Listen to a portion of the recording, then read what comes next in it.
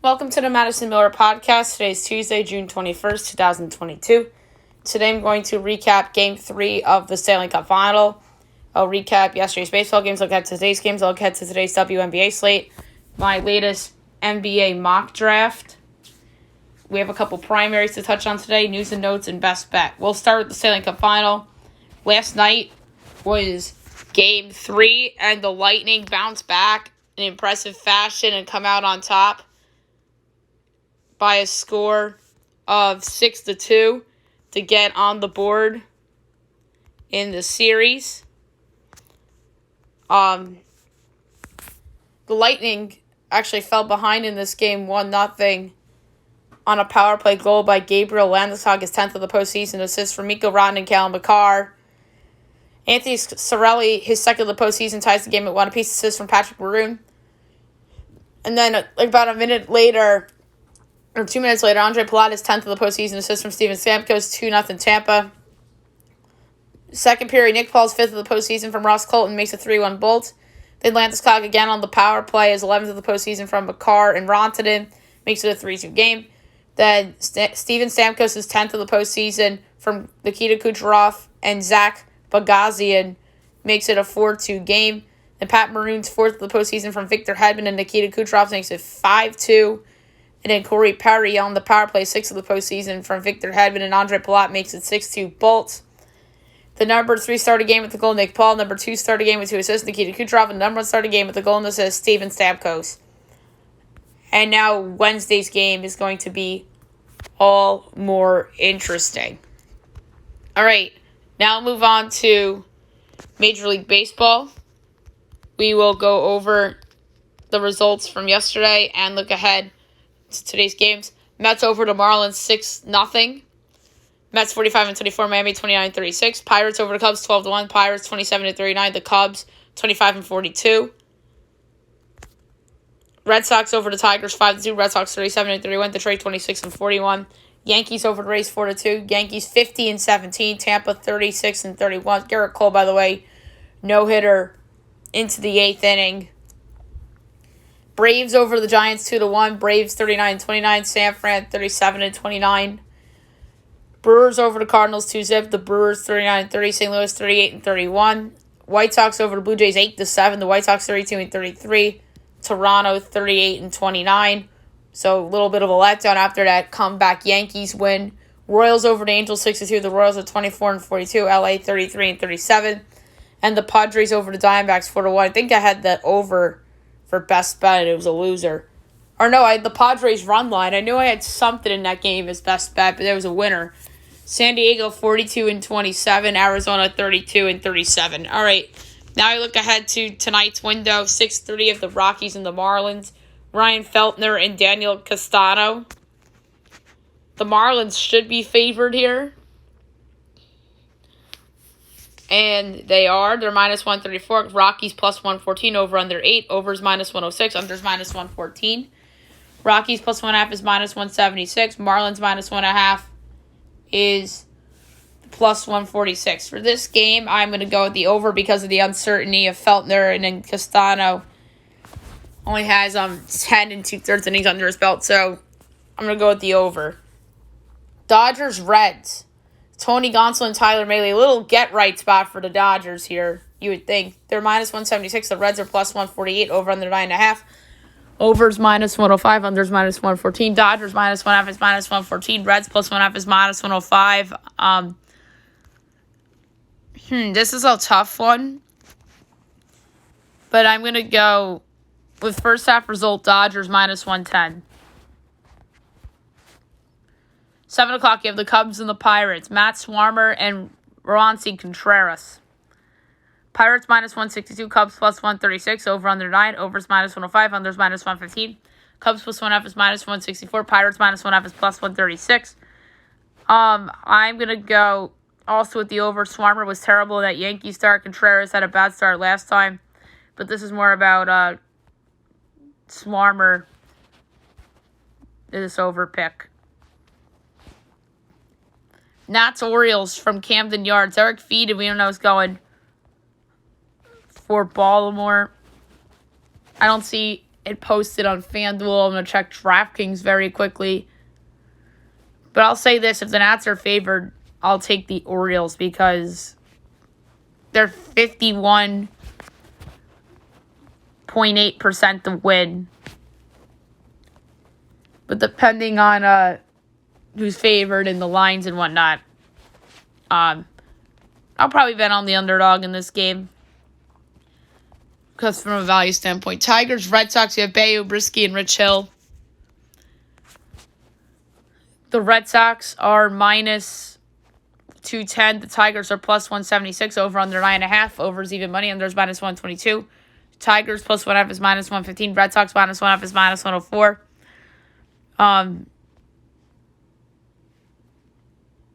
This is another tough one. I'm going to go with the first half total runs over. Oh, wait, that's a big one. Minus 148. You know what? Screw it. I'll take the over. The full game over. Yankees, Rays. Nestor Cortez, we don't know, is going for Tampa yet, so the game's not posted. The pick probably will be the Yankees because Cortez is so good. But you never know. I might go with the Rays. Giants, Atlanta. Anthony DeSclafani and Spencer Strider. Braves minus 176. Giants plus 148. Over under 9. Overs minus 122. Unders even money. Giants plus 1.5 is minus 134. Braves minus 1.5 is plus 112. 46.1% are the Giants to win this game. They're plus 148. I actually like the Giants here as an underdog to win. Guardians, Twins. So, these two teams obviously the top two in the Central right now. Aaron Savali and Joe Ryan. Twins minus 174. Guardians plus 146. Over under 9. Overs minus 122. Unders even money. Guardians plus 1.5 is minus 138. Twins minus 1.5 is plus 115. I'm going with the under in this spot at even money. 8 o'clock, Phillies, Rangers. Kyle Gibson and Martin Perez. So Gibson against his former team. Rangers minus 120. Phillies plus 102. Over under 8.5. Minus 110 each way. Phillies plus 1.5 is minus 100. Rangers minus 1.5 is plus 164. On the surface, you would say over because the Phillies offense has been really good since the firing of Joe Girardi. But under is also not inconceivable because of the success of Martin Perez. But I'm going with the over because I think one of these bullpens could blow it. Mets, Astros. Big series for the Mets. Trevor Williams and Jose Urquidy. Big week for Houston. Hosting the Mets and at the Yankees. Astros minus 132. Mets plus 112. Over under 9. Overs minus 102. Unders minus 120. Mets plus 1.5 is minus 176. Astros minus 1.5 is plus 146. I'm going with the Mets plus 112. They're 54.6% chance to win according to ESPN Analytics. But they're plus 112. Give me the Mets. Fox Sports 1, Cardinals, Brewers, Jack Flaherty, and Chichi Gonzalez making his debut for Milwaukee. Cards minus 142, Brewers plus 120, over under 9, overs minus 118, unders minus 104. Cardinals minus 1.5 is plus 106. Brewers plus 1.5 is minus 128. I think Jack Flaherty will pitch better. And I don't know if I trust Milwaukee's offense. I'm going under 9, minus 104. Blue Jays, White Sox. Kevin Gausman and Dylan Cease. Blue Jays minus 130, White Sox plus 110, over under 9, overs even money, unders minus 122. Blue Jays minus 1.5 is plus 122. White Sox plus 1.5 is minus 146. I'm going with the White Sox plus 110. They're plus 51.2% to win. Royals, Angels at 9:30. Jonathan Heasley and Reed Detmers. Angels minus 164, Royals plus 138, over under 9, overs even money, unders minus 122. Royals plus 1.5 is minus 138, Angels minus 1.5 is plus 115. I'm going to go with the over at even money. I don't feel super about it. D-backs, Padres. Zach Gallen and Sean Manaea. Padres minus 134, D-backs plus 114, over under 7, overs minus 108, unders minus 112, D-backs plus 1/2 is minus 194, Padres minus 1/2 is plus 160. I like the under, but I don't feel super about it. And last but not least, the Mariners at the Athletics, Marco Gonzalez and James Kaprielian. Seattle minus 146, Oakland plus 124, over under 8.5, overs minus 114, unders minus 106, Mariners minus 1/2 is plus 115, 8 is plus 1/2 is minus 138. I'm going with the over. I love the over, minus 114. Alrighty. Now we'll look at the WNBA slate for tonight. We have a couple of games. 7 o'clock on NBA TV, you have the Wings and the Dream. The Wings are 8-8. The Dream are 7-8. The Wings are favored by 6.5. Totals 164.5. I'm taking Atlanta plus the 6.5 at minus 120. I think they're live too to win outright, plus 210. 10 o'clock on CBS Sports Network, you have the Sky and the Aces. The Sky are 10-5. The Aces are 13-2, so great game. The Aces are favored by 7.5. Totals 175.5. I'm going with the Sky plus 7.5. NBA TV Commissioner's Cup game. Lynx and the Mercury. The Lynx are 3-13. The Mercury are 6-10. The Mercury are favored by 5.5. Totals 168.5. I'm gonna go with the under in that game. I think it's low scoring. And then 10:30 of the Mystics and the Sparks. The Mystics are 11-7. The Sparks are 5-9. The Mystics are favored by 5.5. Total is 165.5. I'm gonna go also with the under in that game at minus 105. All right, now move on to the Men's College World Series. We'll go over the results from last night and look ahead to today. 14 seed Auburn over 2 seed Stanford 6-2 in an elimination game. So Stanford is done. They blow a 2-0 lead to 6th inning, and Auburn has the big comeback. And then the SEC double elimination game, you have Ole Miss over Arkansas 13-5. I was right about Ole Miss. Very high scoring game in that game. Now I look ahead to today, 2 o'clock on ESPN. Elimination game, 5 seed Texas A&M and the Cinderella Notre Dame.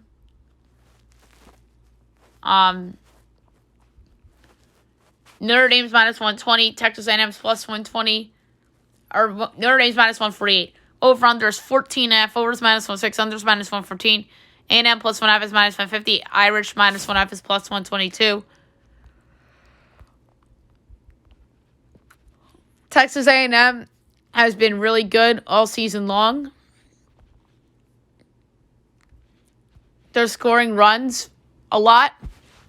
But I actually like the under. I think 14.5 is high. Minus 114. But if I had to pick a winner of the game blindly, I do like Notre Dame. And at 7 o'clock on ESPN2, elimination game, you have another SEC matchup. You have Arkansas, number 14 seed, Auburn. Arkansas is minus 134. Auburn's plus 110. Over under 13.5. Overs minus 104. Unders minus 118. Arkansas minus 1.5 is plus 108. Auburn plus 1.5 is minus 132. I think there's value on Auburn, so I'm going to take Auburn as an underdog at plus 110 to move on here. So I have advancing Notre Dame and Auburn. So it'll be Notre Dame, Auburn,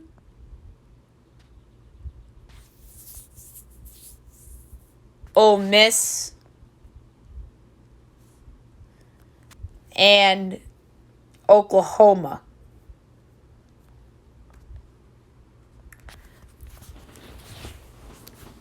Alrighty, and I think there's 2 more.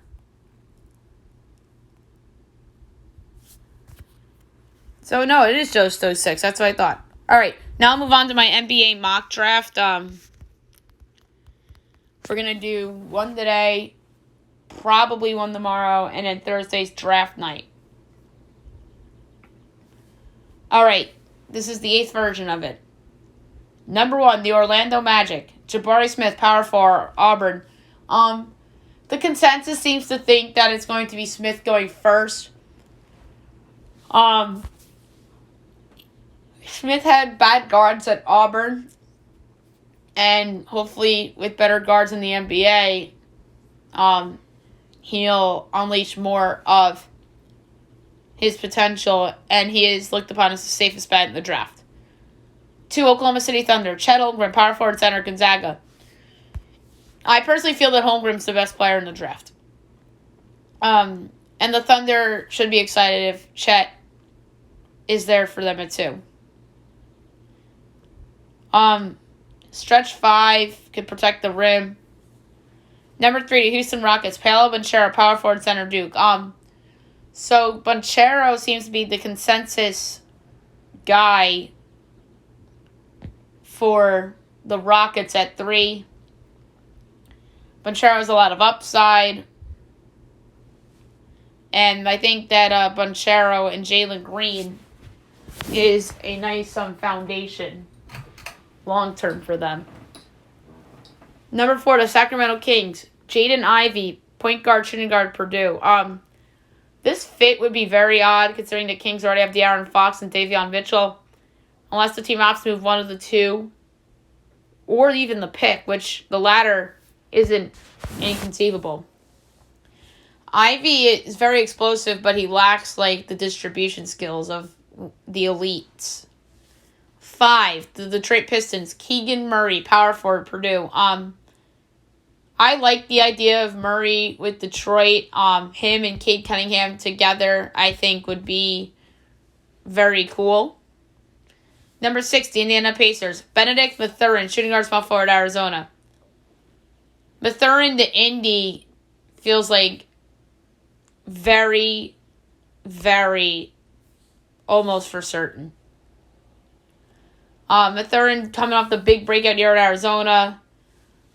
People see him as a reliable 3-and-D wing. Number 7, the Portland Trailblazers. Jeremy Schoen, small forward, power forward, Baylor. The Blazers do have a lot of options with this pick here. I like the fit of Schoen because the Blazers have a need on the wing, and I like his skill set a lot. Number 8, the New Orleans Pelicans. Dyson Daniels, shooting our G League Ignite. I don't like Dyson Daniels in terms of a top 10 lottery pick or even a lottery pick in general. Many people are higher on Daniels than me. He's a good defensive player and really showed some improvement throughout the year in the G League. Number 9, the San Antonio Spurs. Shaedon Sharpe, shooting guard, Kentucky. Sharpe is one of the more intriguing prospects in this whole draft. He didn't play in the second semester of college, but his three-point shooting is very good, and he's arguably the best athlete in this draft class. Number 10, the Washington Wizards. Johnny Davis, shooting guard, Wisconsin. This would be a very interesting pick for the Wizards since obviously Bradley Beal is the face of trade rumors. Davis is very selfless, and I think he and Beal would be fun together if they were to keep Bradley Beal. Number 11, the New York Knicks. AJ Griffin, small forward, Duke. I really would like this pick for New York. I know they have a need for a point guard, but I like the idea of Griffin with the Knicks. He's a good shooter and super athletic. I like the idea of him and RJ together on the wing. Number 12, the Oklahoma City Thunder. Malachi Branham, shooting guard, small forward, Ohio State. The Thunder go with the fast-rising prospect here with their second first-rounder. Branham is someone that improved tremendously throughout the year and is a super elite scorer, whether it's from 3 or in the paint. 13, the Charlotte Hornets. Jalen Duren, center, Memphis. The Hornets' need for a center is among the obvious needs of any team. Duren has double-double potential, and he and LaMelo Ball would be a fun pick-and-pop duo. 14, the Cleveland Cavaliers. Achai Agbaji, shooting guard, Kansas. This would be an interesting selection for the Cavaliers, who can use some depth on the wing. Agbaji really put himself in a good spot to return to school, and he won the Most Outstanding Player award in the tournament, which helped his cause. 15, the Charlotte Hornets from the New Orleans Pelicans. Asame Dieng, small forward, France. With their second first rounder, the Hornets go with one of the draft's more interesting prospects. Dieng is a bit of a project, but does have potential defensively as well as his playmaking. 16, the Atlanta Hawks. Tari Eason, power forward, LSU. The Hawks are a real candidate to trade away their pick to get Trae Young some help. Eason had a breakout year for the Tigers, a very good defender, but is flawed offensively. 17, the Houston Rockets from the Brooklyn Nets. Jalen Williams, shooting guard, Santa Clara. With their second first rounder, I have the Rockets going with Williams, who is a big-time riser of late in terms of prospects in general in the draft. And he showed really high potential as a 3-and-D wing. 18, the Chicago Bulls. Mark Williams, center, Duke. The third Duke player drafted in this draft. I have falling to a team that you can use depth at the center position. Williams doesn't have the upside of Jalen Duren, but is steady defensively and in the paint. 19, the Minnesota Timberwolves. E.J. Little, power forward, Ohio State. I really like the thought of Little with the Timberwolves as he would be a nice complement with their core players. Little is somebody who is a little older but improved each and every year at Ohio State. 20, the San Antonio Spurs from the Toronto Raptors. Dalen Terry, point guard, shooting guard, Arizona. Terry, someone that's been on the rise for a while now in terms of draft process. Terry is someone that has great character on and off the court. And is a perfect Spurs type of player. Number 21, the Denver Nuggets. Ty Washington, point guard, Kentucky. Washington falling all the way down to the 20s would be somewhat surprising despite flaws. Team C. Washington plays with a ton of energy and has positional versatility, which would be fun with this Nuggets team. 22, the Memphis Grizzlies from the Utah Jazz. Blake Wesley, shooting guard, Notre Dame. The Grizzlies are a team that looks to be in title contention next season, so it's not inconceivable that this pick is on the move. Wesley is someone that can shoot the ball well, but hasn't really impressed in other aspects of the game. 23, the Philadelphia 76ers. Jaden Hardy, shooting guard, G League Ignite. Obviously, the Nets deferred the pick the next year. So Philly, you could argue, kind of got to nail this pick. Hardy is somebody that really didn't live up to expectations with his G League team, but could unlock a lot of potential here. 24, the Milwaukee Bucks. Nikola Jovic, power forward, Serbia. The Bucks are searching for players that can help them while they have Giannis at the peak of his powers. Jovic, I really do like the fit here as a stretch forward coming off the bench and hitting some threes. 25, the San Antonio Spurs from the Boston Celtics. Marjon Beacham, shooting guard, G League Ignite. This is 3 players from G League Ignite. Beacham is a good scorer and would be a great 3-and-D player for the Spurs to develop. 26, the Houston Rockets from the Dallas Mavericks. Caleb Houston, shooting guard, Michigan. With their third first rounder, I have the Rockets going with the player I could feel have a nice impact as a rookie. Houston has the pedigree to be a great player in the NBA, being a 5-star recruit out of high school. And really has the skill set to succeed. 27, the Miami Heat. Christian Braun, shooting guard, Kansas. The Heat are a candidate to trade out of their selection, but I do think Braun can be someone that can help them. Braun is an NBA-ready 3-and-D wing, very good at attacking the rim. 28, the Golden State Warriors. Jake LaRavia, power forward, Wake Forest. The Warriors are another likely candidate to trade out of their pick. LaRavia has good aspects of the game and can shoot the 3 ball well, which obviously bodes well for today's league. 29, the Memphis Grizzlies. Kennedy Chandler, point guard, Tennessee. This would be a nice pick for the Grizzlies, who are picking for depth pieces at this point. If it weren't for poor measurements, Chandler would have been a lottery pick due to his other attributes. And number 30, the Denver Nuggets from the Oklahoma City Thunder via the Phoenix Suns. David Roddy, power forward, Colorado State. The Nuggets get this pick from the Thunder for veteran JaMychal Green, and now they continue for depth pieces on what could be a title team, or title contender, I should say. Roddy is somebody that is a stretch 4 and could be a mismatch for defenders with his 3-point shot. All right, so there you have it for the mock draft. And now I have some primaries to go over for today. No gubernatorials, which is weird. It's all House elections and congressional districts. So we'll start with Georgia. This is a big one. 2nd, 6th, and 10th congressional districts. Polls close at 7 p.m. Eastern. So we have a primary runoff on the Republican side of the 2nd district. It's Jeremy Hunt and Chris West. So West is an attorney. Hunt, a former U.S. Army captain. A lot of people seem to like Jeremy Hunt, who used to be an Army captain. He is somebody that really would cast well for this role.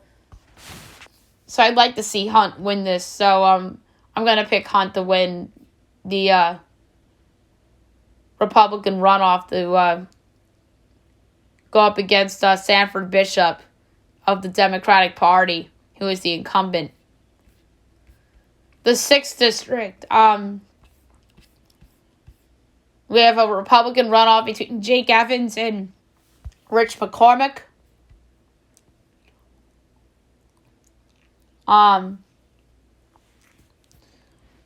So Evans, former chairman of the Georgia Ethics Commission and son of former U.S. Ambassador to Luxembourg, Randy Evans, and McCormick, physician and nominee for Georgia's 7th Congressional District in 2020.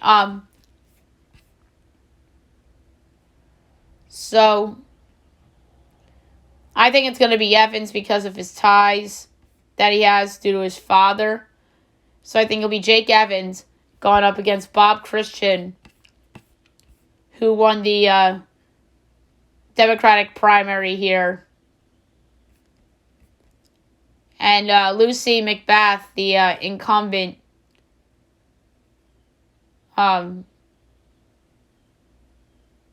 so she won't rerun for the 6th, as she will rerun in the 7th congressional district, so she moves districts. And then District 10 is the other one that we have to discuss. So we have the incumbent, Jody Heiss, the Republican, not rerunning for re-election. Instead, opting to run in the Secretary of State election for Georgia. So the Republican primary runoff, you have Mike Collins and Vernon Jones. Collins, a trucking executive and son of former U.S. Rep. Mac Collins, and Jones, former state rep and CEO of DeKalb County from 2001 to 2009. And he filed the run for governor, too. And he is somebody that was in the Democratic Party that switched to Republican 2 years ago. And I do like Jones's chances here, so I'm going to go with Vernon Jones in the 10th district here in Georgia for the Republican side. And on the Democratic side, you have Jessica Ford, who's an activist for victims of domestic violence, and Tabitha Johnson Green, who registered nurse and nominee for Georgia's 10th congressional district in 18 and 20. So, two nominees that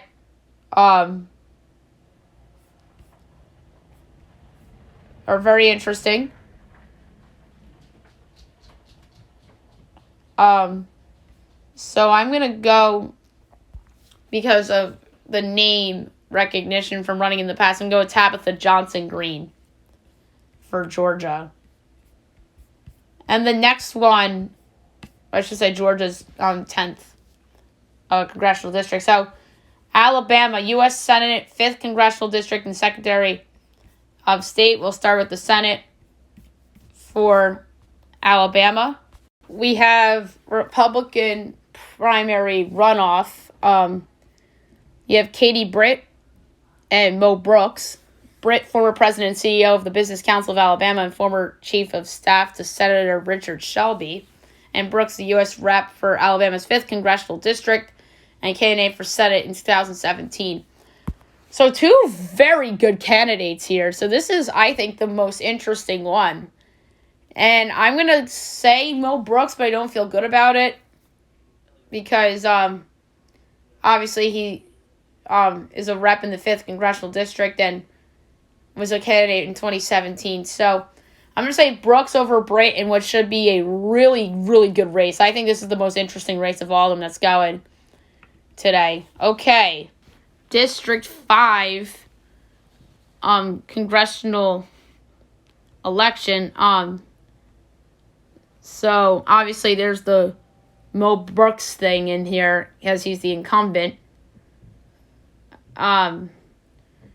So he announces his retirement from congressional district and intention to run for Senate. So advancing to the runoff, Dale Strong, who is the current Madison County Commissioning Chairman, and Casey Wardinsky, former Assistant Secretary of the Army and former Huntsville City School Superintendent. I think it's going to be Dale Strong, County Chairman. I would not be surprised if it's Wardinsky. So it should be very interesting. Obviously, Strong had a slight edge in votes and percentage of the vote in the primaries. But I think Wardinsky can win, but I do think it will ultimately be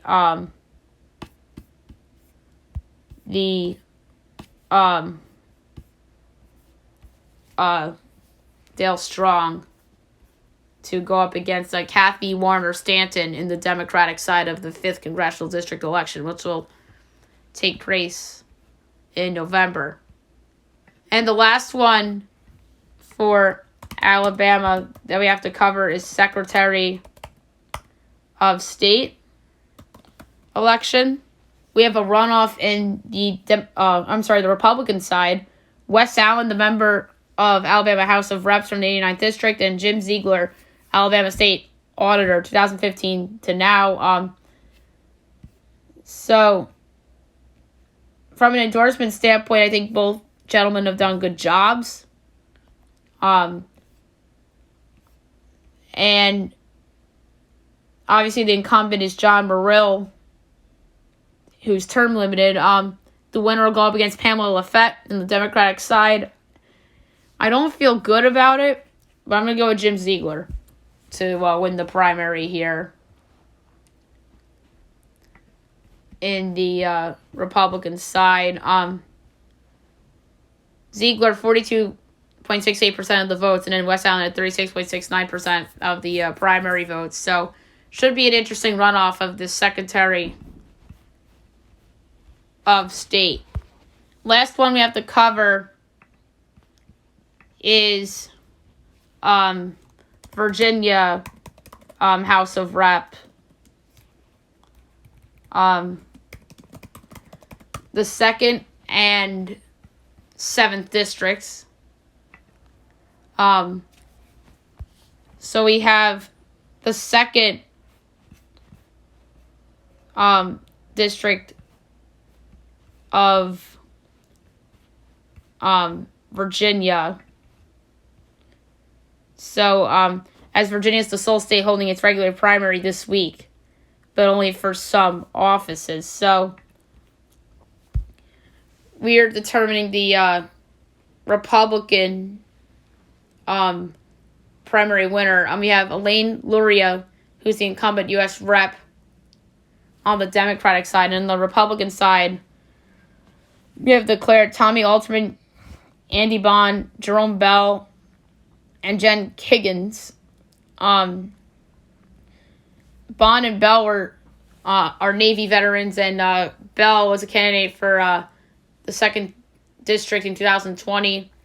Altman's an Air Force vet, and then Kiggins, state senator, a nurse, and a Navy veteran. So it's neat to see all these military people involved in this. I think Kiggins has the most on her resume. She has endorsements from former governors. So I'm going to say that Kiggins gets through this Republican primary here. And District 7, you have incumbent Abigail Spanberger on the Democratic side. We have to determine the Republican side here. Couple candidates.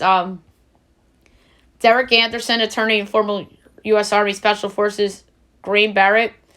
Gina Sarasia, teacher and Republican nominee for HDO2 in 2021. Bryce Reeves, state senator and candidate for lieutenant governor in 2017. David Ross, vice chair of Spotsylvania County Board of Supervisors.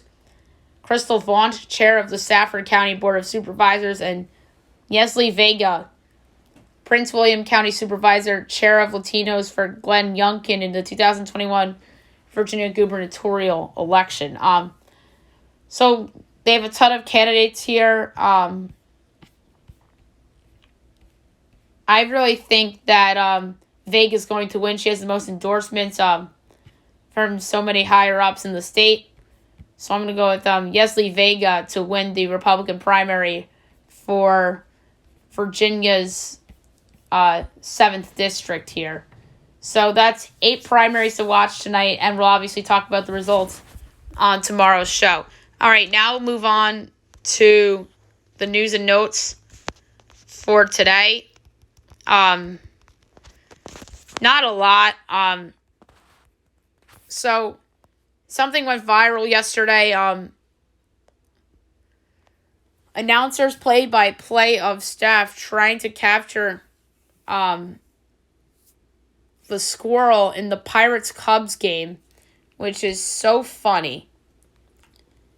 The Blackhawks pick a new coach. Ryan Huska will be the new head coach of the Chicago Blackhawks.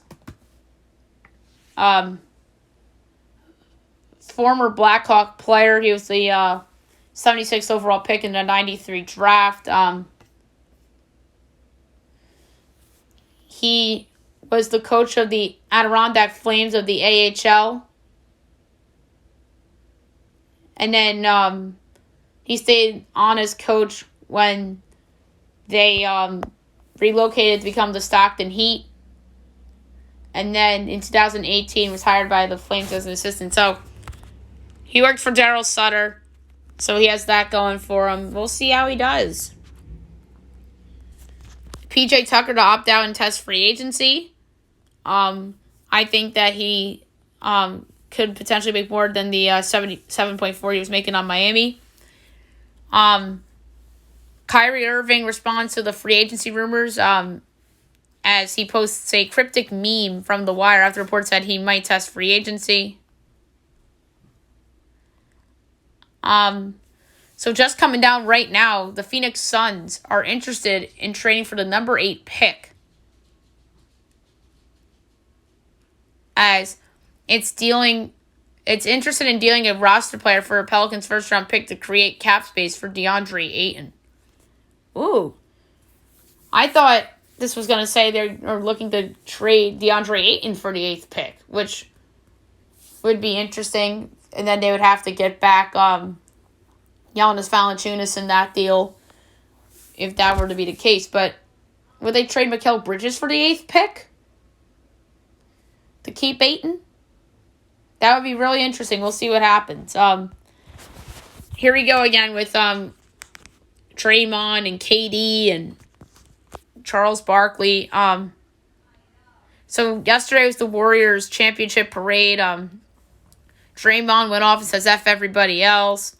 Steph was flexing the past 3 rings as a necklace piece. And then Kevin Durant got at Charles Barkley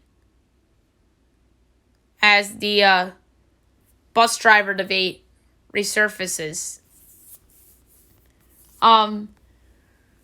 Signals are pointing stronger and stronger towards the Rockets drafting Paolo Banchero if he falls to the number 3 pick.